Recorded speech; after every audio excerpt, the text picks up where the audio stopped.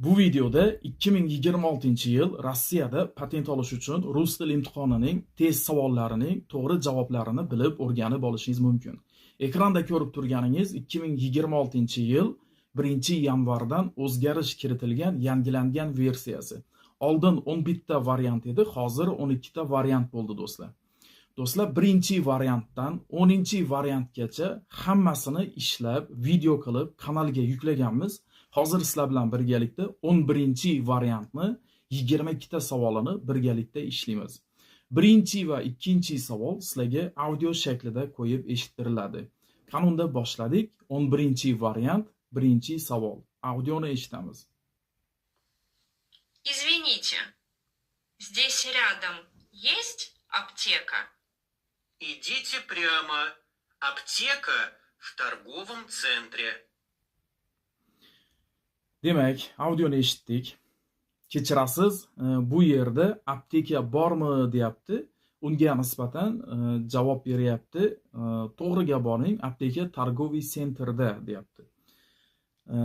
Endi savolni bergan Ani говорят, ular suhbatlashyapti. Qayerda?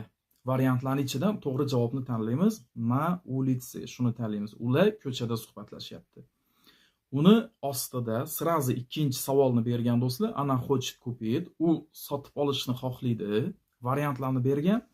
Tabiiyki, aptekadan dori sotib olmoqchi. Shuning uchun lekarstva deganni belgilaymiz. To'g'ri javob shu. 1-audioni eshitdik. Uning 2 ta savoliga to'g'ri javobni belgiladik. 2-audioni eshitamiz. В субботу в 5 часов на центральной площади большой детский праздник. Audioni eshitdik. Demak, subota, ya'ni shanba kuni Sentralniy ploshadda soat 5 da katta bolalar bayrami bo'ladi deyapti. Endi savolni bergan, детский праздник будет, bolalar bayrami qachon bo'ladi, variantlarni bergan. Audioda eshitdik, subota, shanba. Shuning uchun subota shuni belgilaymiz. To'g'ri javob shu. Uni tagidan sirazi 2-savolni bergan do'stlar. Na Sentralniy ploshadi будет, ya'ni o'sha maydon markazida bo'ladi. Nima bo'ladi? Bolalar bayrami. Shuning uchun do'stlar, праздник для детей shuni belgilaymiz. To'g'ri javob shu. Do'stlar, yuqorida 2 ta audioni eshitdik. Har bitta audioda 2 tadan savolni ishladik. Jami 4 ta savolni ishladik. Navbat 5-savolga. O'qing va to'g'ri javobni belgilang deyapti. Уважаемые пациенты, вы можете сделать прививку только после осмотра врача. Ya'ni, hurmatli bemorlar, sizlar прививкani faqat doktor ko'rigidan keyin qilishlaringiz mumkin deyapti. Такое объявление можно прочитать. Bunday e'lonni qayerda o'qishlaringiz mumkin? Variantlarni bergan. V polikliniki, shuni belgilaymiz. To'g'ri javob shu.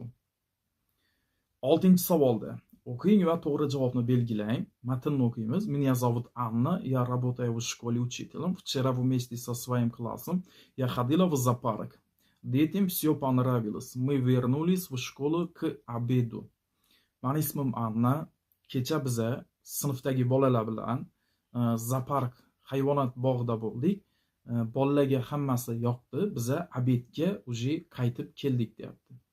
Endi savolni bergan. Vчера Anna uturim, kecha Anna ertalab qayerda edi? Variantlarning ichidan было в зоопарке, hayvonot bog'ida. Shuni tanlaymiz. 7-savol. O'qiymiz va o'sha yozish kerak bo'lgan so'zni yozamiz. Сегодня Амина Дадаева нашла работу кассира в магазине. Выпишите нужные слова в ее заявление. Bugun Amina Dadayeva ish topdi. Magazinda kassir lavozimida ishlamoqchi. Uni anketasiga kerakli so'zni yozing deyapti. Anketada прошу принять меня на должность, mani ishga qabul qilishingizni so'rayman, shu lavozimga deb bo'sh joy qoldirgan. O'sha yerga biza xuddi mana shu kassira degan so'zni mana shu joyga yozamiz. Kassira. Faqat birinchi harfini katta harf bilan, K harfini, K harfini katta harf bilan yozamiz. O'ylaymanki, hamma tushundi. 8-savol. Что ты делаешь в субботу и воскресенье? shuni belgilaymiz. Ya'ni sen shanba va yakshanba kunlari nima qilasan deyapti. Делаешь. 9-savol. Раньше она работала в кафе. U oldin kafeda ishlagan deyapti. To'g'ri javob работала. 10-savolda Позвоните мне, пожалуйста, завтра. Мне deganni belgilaymiz. Iltimos menga ertaga qo'ng'iroq qiling deyapti. 11-savolda он спросил, как называется эта улица.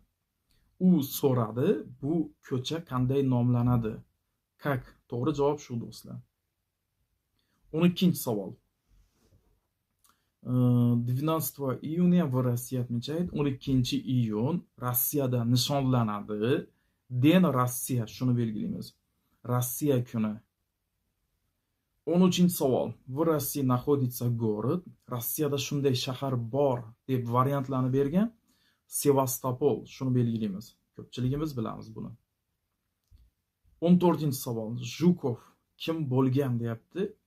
Oldingi variantlarda ham kelgan bu savol do'stlar. Voyennachalnik, ya'ni o'sha komandon. 15-savolda Konstitutsiya Rossiya была принята. Rossiya konstitutsiyasi qabul qilingan yil. Shuni so'rayapti. 1993. To'g'ri javob shu. 16-savolda Rossiya bayrog'ini belgilang deyapti. Mana shu 3-ni belgilaymiz do'stlar. Oq, ko'k, qizil 3 ta rangdan iborat.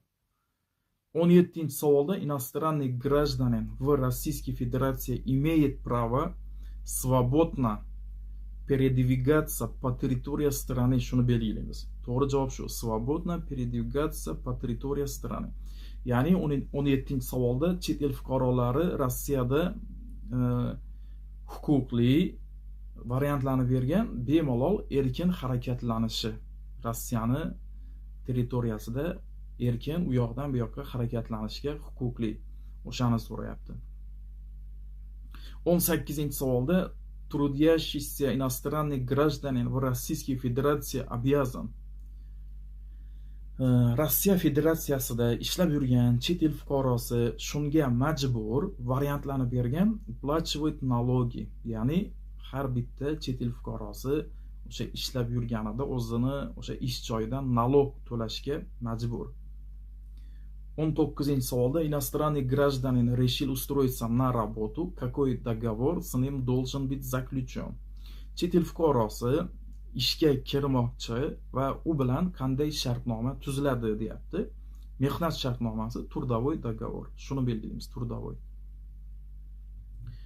20-savolda при миграционном учете нужно указать. Ro'yxatga turishda ko'rsatishing kerak variantlarni bergan. Familiya и imya, ism va familiyani ko'rsatishimiz kerak. O'sha migratsionniy kartamizga ism, familiyamiz yoziladi shu.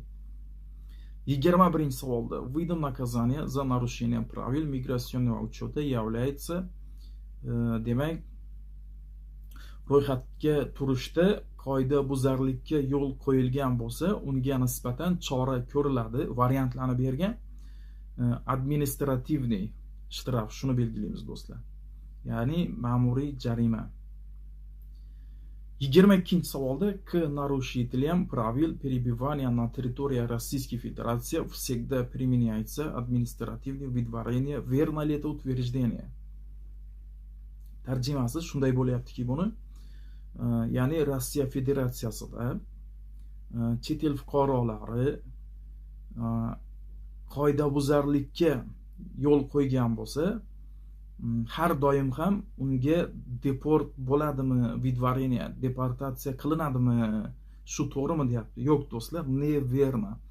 Xullas, qoidabuzarlikka chet el fuqarosi yo'l qo'yadigan bo'lsa, har doim uni deport qilishmaydi.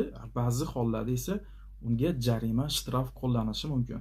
Shuning uchun neverna deganni tanlaymiz. Har doim deport qilishmaydi.